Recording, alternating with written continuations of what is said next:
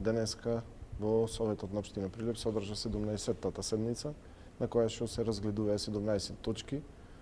од кои дел беа како тековни активности на Советот, односно прегледување и расправа по кварталните извештаи на сите јавни предпријатии и јавни општински установи, кои што се задолжени да доставуваат тековни финансиски извештаи, односно квартални извештаи. Беше тема на разгледување и кварталниот извештај за трет квартал и на општина Прилеп, но како позначајни точки од она што би ги интересирало граѓаните, би ги издвоил и донесувањето на развојната програма од 2023 до 2025 година, во која што беа поместени неколку работи, од кои што најзначајни за нашава општина се тоа што за догодина администрацијата локална, односно цела општина Прилеп,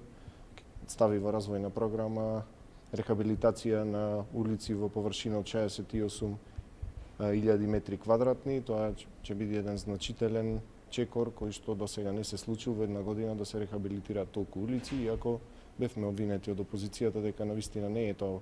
работа која што треба да биде поставена во развојна програма, меѓутоа сметам дека ваков чекор досега не е бил запаметен во историјата на нашиот град и дека позитивно ќе има одзив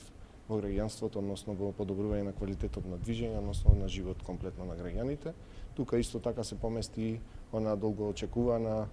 развојна програма која што беше предмет на расправа и минатата година, но заради објективни причини беше поместена на некој начин нејзиното почнување со изградба беше поместено за наредната година, тоа со започнувањето на градежната сезона до година ќе почне и ќе заврши доводниот цевковод за водоснабдување на населеното место Канатларци. Издвоени ќе бидат средства со новиот буџет во висина од 18 милиони денари, кои што ќе значат непречено водоснабдување на ова населено место, кое што важи за едно од најголемите во нашата општина. До средината на декември имаме ветување од раководителот на секторот за урбанизам, односно од цел сектор за урбанизам, дека ќе биде издадено одобрението за градба и во истиот момент би се започнало со тендерирање, односно со почеток на тие крајни, завршни фази од административниот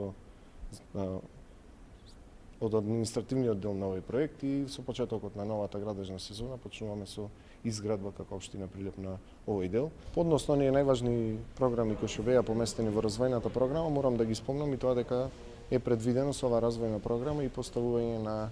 односно градење на монтажна катна гаража во неколку катни гаражи, меѓутоа едната е во просторот позади Управата за јавни приходи. Тоа е мислам дека од поголем интерес за граѓаните и она катна гаража која што ни е ветени во предизборната програма, односно во програмата на началникот во просторот помеѓу поштата и општинската зграда. Тие се два едни клучни проекти кои што сметам дека дополнително ќе подобра тој смирен сообраќај кој што го имаме како проблем во центарот на градот. Значајно и треба да се спомне и е во интерес, огромен интерес на граѓаните, тоа што по предлог на управниот одбор на јавното претпријатие за просторни урбанистички планови, кое што е задолжено за вршење на јавниот градски превоз, е дека по воведувањето во сила на оваа одлука која што Советот денеска едногласно изгласа, дека од сега па натаму граѓаните на Прилеп во недела ќе можат бесплатно да го користат јавниот градски превоз. Тоа вака во кратки црти би било она што денеска Советот разгледуваше и донесе одлуки во интерес на граѓаните за подобрување на начинот на живот, односно квалитетот на живот.